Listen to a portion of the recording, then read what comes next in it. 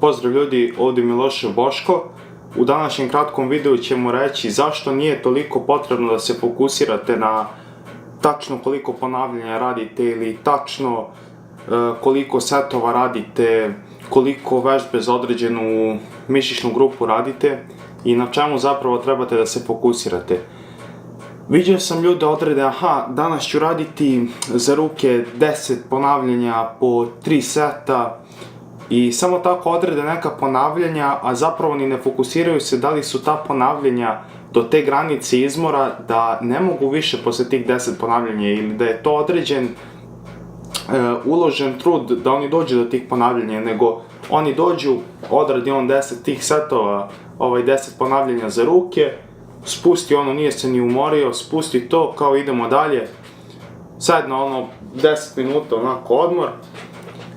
Nije uopšte poenta da vi radite u nekom broju ponavljanja koji je magični i da ćete vi da rastete od toga.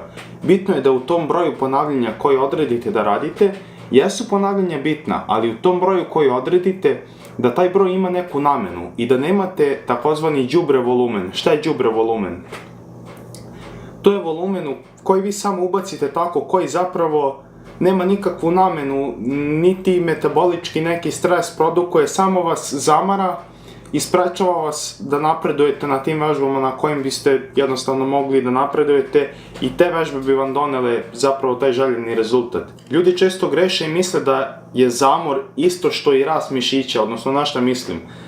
Ljudi misle da ako su oni umorni na treningu i ako su pokupili određen zamor, da će to produkovati rast i da je to dovoljan stimulus za rast, ali nije tačno. Ako bi to bilo tačno, onda bi atlete koje trče maratone i ostali ljudi koji trče, oni bi bili najveći bodybuilderi koji postoje, ali to nije tačno.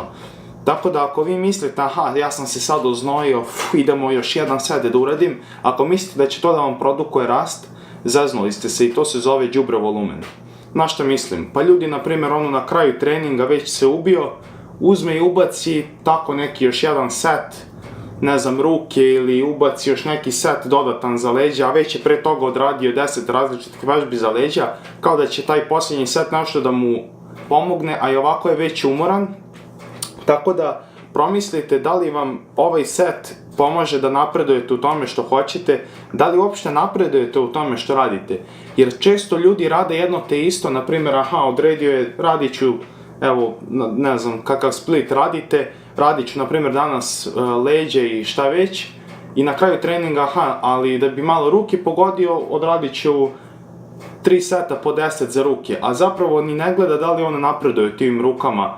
I onda često tako neki delovi tela za koji nisu periodizovani, oni zaostaju zato što jednostavno radite jedno te isto i telo nema razloga da napreduje u tim delovima tela.